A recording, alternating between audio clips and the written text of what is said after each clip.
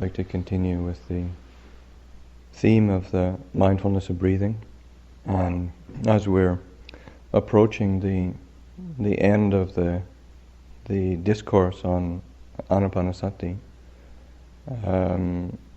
the elements of insight are, say, much more prominent. They're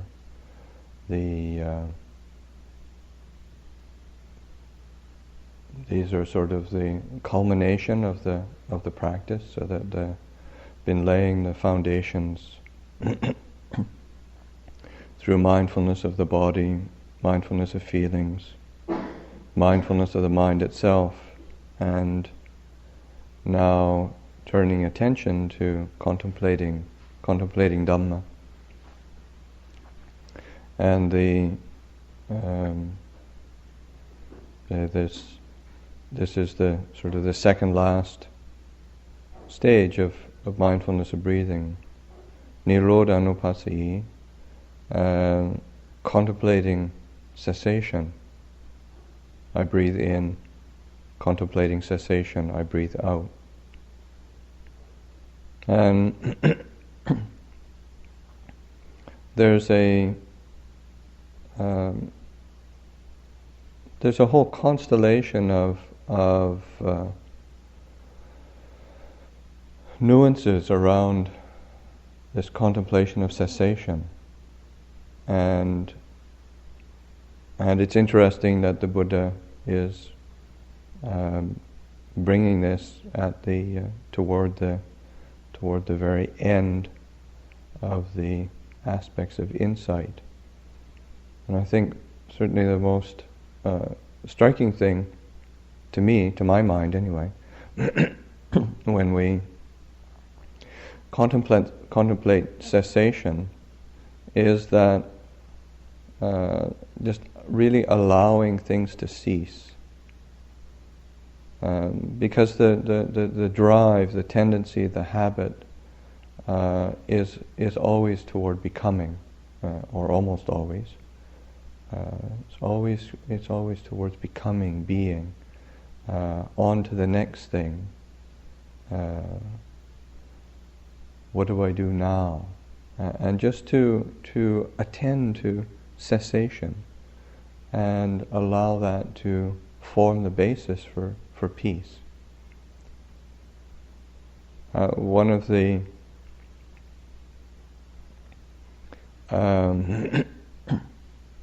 aspects of say reflection when we think of cessation is to put it in the context of, say, the Buddhist context.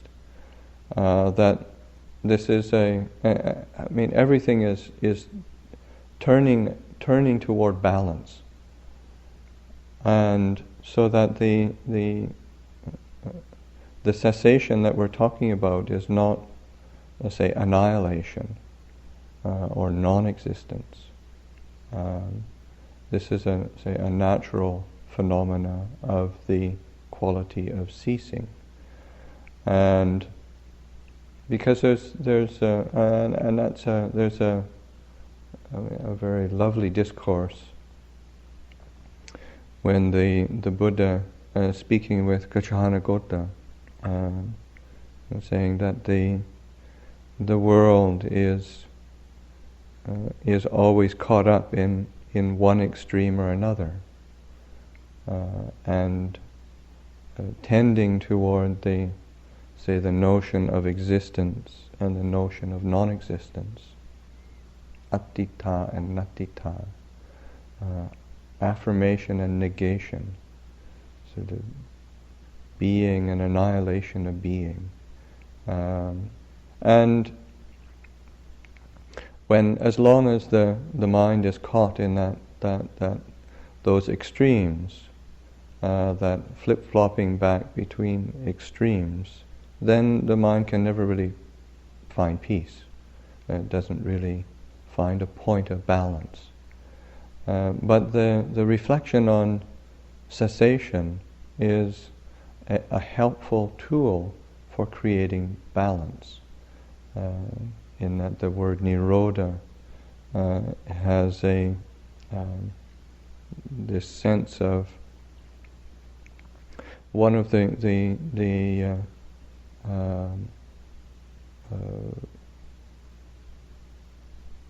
translations of the word nirodha from ancient times is, say, along with say that sense of cessation and ending, destruction, is the free of impediment, free of imprisonment, sort of being free, negation, rodha as being the sort of kind of impediment or restriction, constriction, imprisonment. So being free from imprisonment, and that so that cessation is the opportunity to free the heart from its qualities of that imprison, hold it, stick it in suffering, and that's always we talk about cessation. The main use of the word is around cessation of suffering, and the ending, bringing suffering to an end, allowing suffering to come to a point of ending, because the tendency is that we keep viewing things in the way that perpetuates suffering, and perpetuates dissatisfaction, perpetuates discontent, and with the mindfulness of breathing, to attend to that quality of allowing that discontent to cease, allowing that dissatisfaction to cease, allowing the quality of suffering, of stress to cease. And when we practice, when we're sitting, as we breathe in, to pay attention to a quality of ceasing. It's on a natural, naturally, as we breathe in, there's a becoming, a being. The breath comes into being, and then the in-breath has to come to an end. It has a natural ending point. It ceases. And the same with the out-breath. As the breath goes out, there's this movement, and then it ceases. So in the natural order of things, there always is the cessation. Now, in terms of our practice, to attend to the quality of cessation and ceasing, with it on the mental framework of how we're holding things, the quality of trying too hard, trying to make things be the way we want it to be, not sort of relaxing, not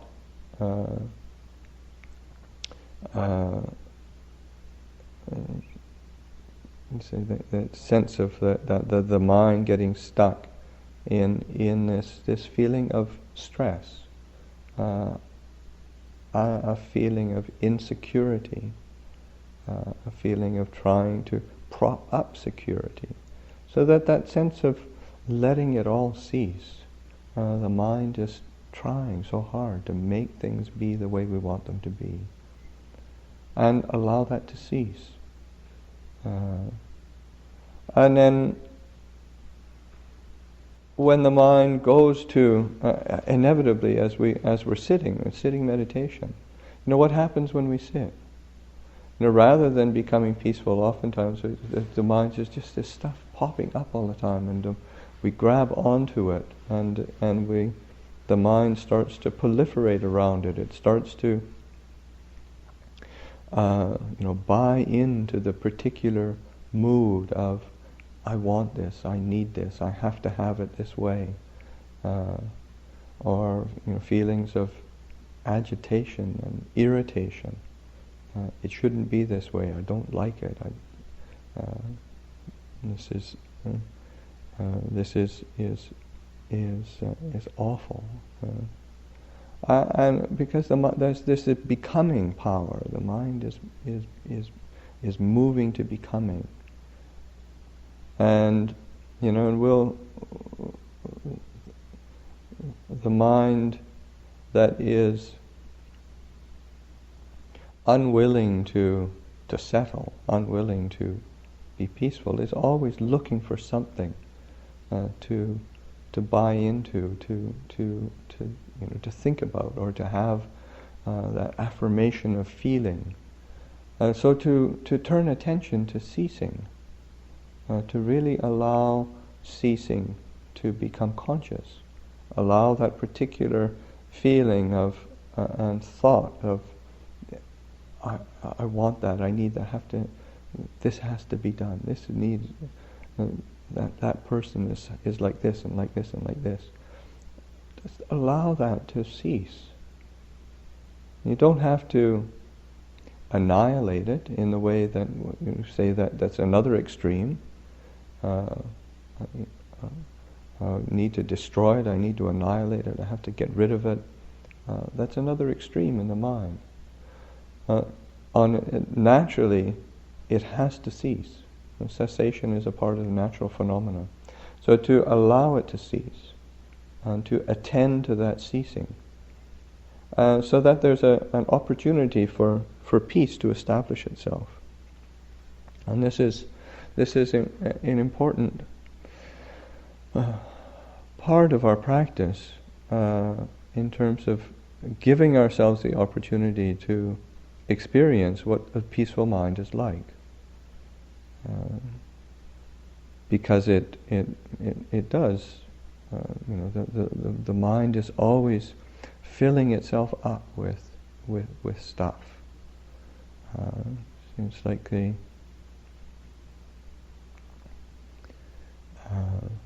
when they first went to Chithurst, they bought this old mansion, and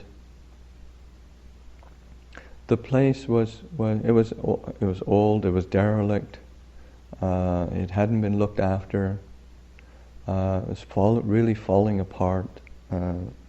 What is now the shrine room, you could look up from there, up through 2 stories and see out the roof.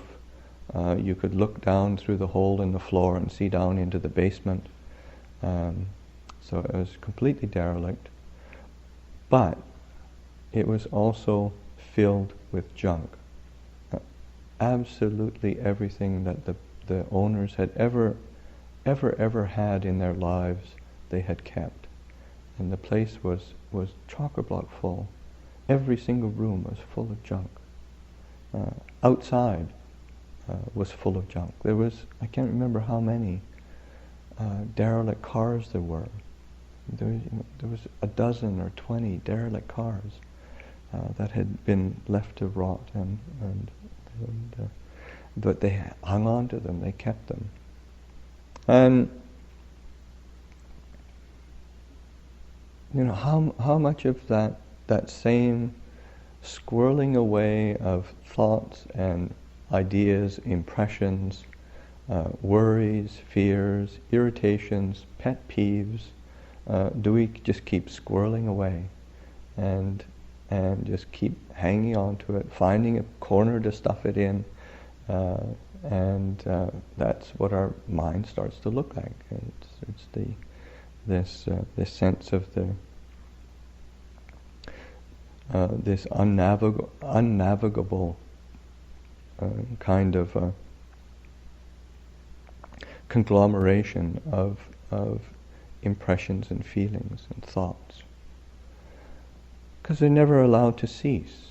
We never give it the space to cease and really come to cessation. So to really make that conscious, to make conscious that quality of ceasing and cessation. As we're practicing, just to bringing to mind the natural quality of cessation, to feel that both not just on an intellectual level, but on a very physical level, experiential level. What does it feel like when the breath ceases and stops? I mean, just those are just there's just a small window there. Start to pay attention to that. What does it feel like when a particular feeling or thought stops, ceases? Start to attend to that, because that's like a wedge that we can place in the mind stream that keeps proliferating, keeps entangling itself. As we pay attention to that wedge of an opening of cessation, then you realize that we can actually move into that quality of peace. We can actually abide in that quality of cessation. That is a possibility, and just as in the Buddha's encouragement in this part of the discourse, contemplating cessation, I breathe in.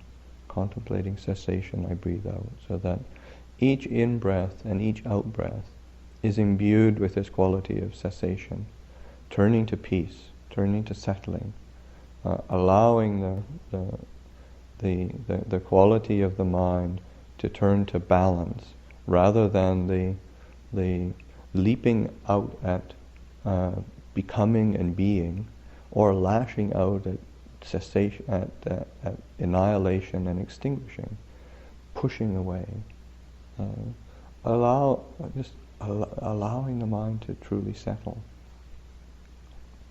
So that quality of cessation. As we attend to cessation, one of the aspects of this quality of cessation, I was thinking about this a few days ago, within the three characteristics, that's tying that in maybe with the quality of emptiness, in that cessation, and cessation of particularly the self-view, the self-grasping, allowing that to cease, then we're able to have a window into emptiness. So that attending to cessation, tending to emptiness, and thinking, remembering a little exercise that Ajahn Sumedho had people do at the retreat this last year,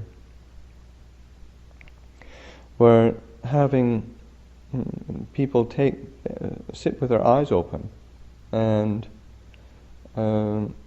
pay attention to, start to attend to, let's say there's the floor, and then there's the eye, and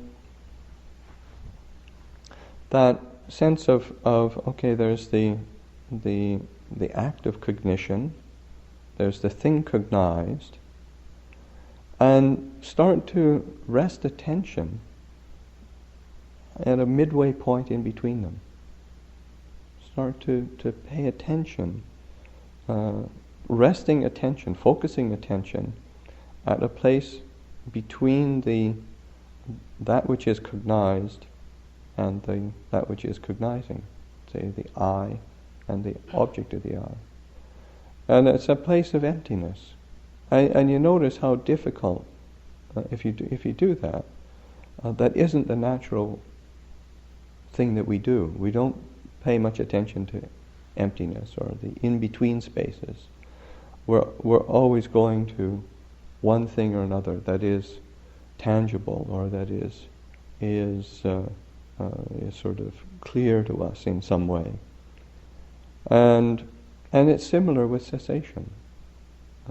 Either we're going to the notion of existence or the notion of non-existence, and we don't really abide in cessation. We don't pay attention to cessation.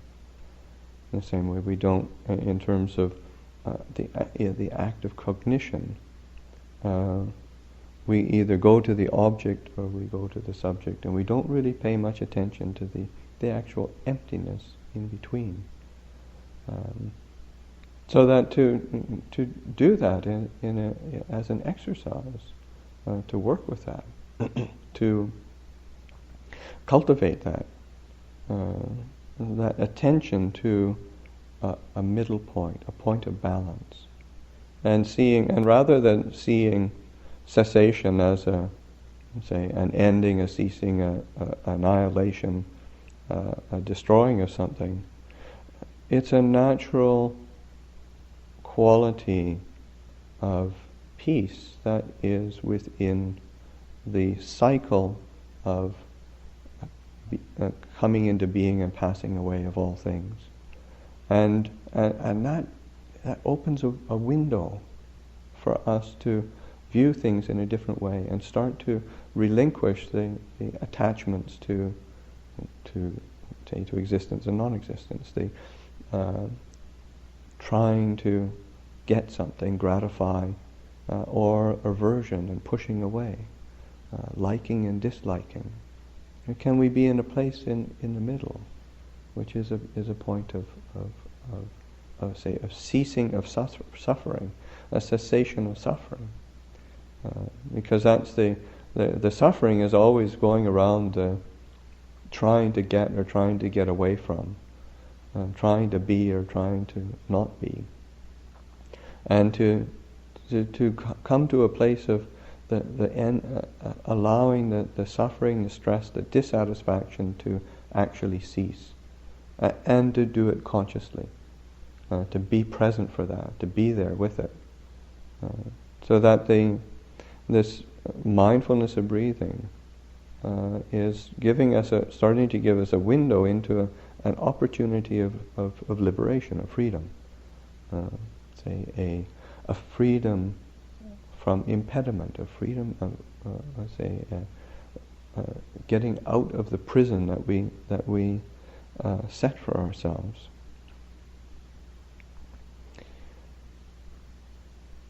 In terms of practice and training, this is why they say the samatha practices are very important, because in order to become more and more familiar with the peaceful places of our mind, the settled and still quality of the mind, of the heart, to be able to just become increasingly familiar with the ability of the mind to actually stop and to settle. And then one doesn't have to make anything of it.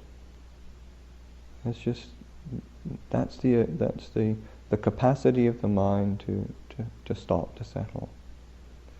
But then to take that further, and then that sense of making cessation very conscious, because we can always, that becoming mind can infect the practice of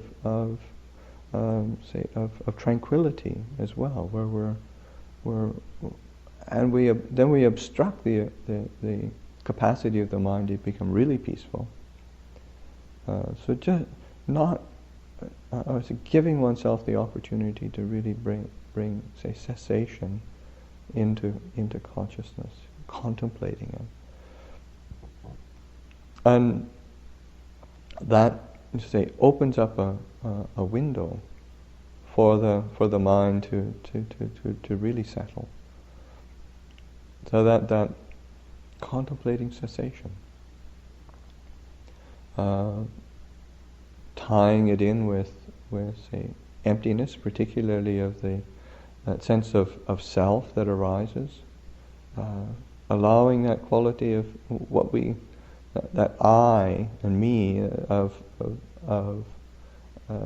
that gets so sort of involved in evaluating the results, trying to become something, trying to look for a pat on the back, trying to affirm something, or going in the other direction of the feelings of say not measuring up to what we want it to be, thinking that one's hopeless, thinking that I'm never going to get this practice, I'm never going to understand anything, my mind is never going to become peaceful. That's just the nattering of the self, and to start attending to the cessation of things, because nothing is you can, just nothing arises that doesn't cease. So that to start to attend to the cessation of things. That's like Ajahn Chah being asked one time by a person, so it's in England, of how to she was experiencing, let's say, strong anger and being swept up by it, and asked, how do I deal with this anger? It just seems so ingrained. And Ajahn Chah, rather than giving some other technique, he directly went and said, well, you sort of go to the root of it and say, well, just take an alarm clock and set it for 2 hours, and see when next time you get angry, just go and set that alarm clock and see if you can be angry for 2 hours. You can be completely, totally an unalloyed state of anger for 2 hours. You can't do it. It's always in a process of flux. It's arising and ceasing. The cessation is happening. It's just that we don't attend to the cessation. What we attend to is the becoming, the being, all the reasons why it should be there, why it's justified, why it's right and righteous to be following that train of thought. But the reality is that there's a constant arising and ceasing taking place, and we don't pay attention to the cessation. We forget about the cessation. So we don't open up an opportunity for peace for ourselves. So that attending to cessation is such it gives us a window of cutting through the mind that entangles itself and suffers. We want, we talk, we say, I don't want to suffer. I want to experience the end of suffering. I want to be free. I want to be liberated. But we keep biting into the things that perpetuate the agitation and the dukkha, and we don't make conscious the cessation, the ceasing, the quelling. And that's a word that Ajahn Buddhadasa uses in this. The word that he uses for nirodha, he prefers, is quenching. Quenching. That's when you think of cessation. Again, it's sort of the association is one of sort of ceasing, annihilation, but so it's important to have these terminologies, so we reconfigure our associations and perceptions. That sense of quenching, really coming to a place of quench as we breathe in, to almost steep the heart in a quality of quenching. This quenching, like a thirst is quenched, a hunger is quenched, a feeling of desire and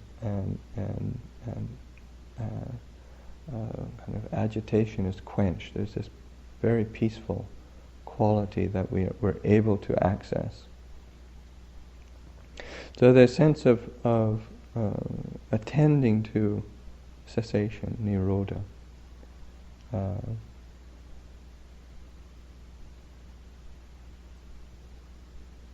inevitably the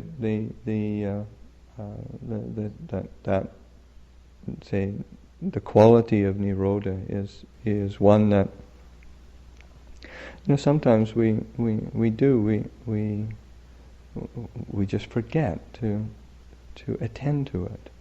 We forget that it's a part of the whole picture.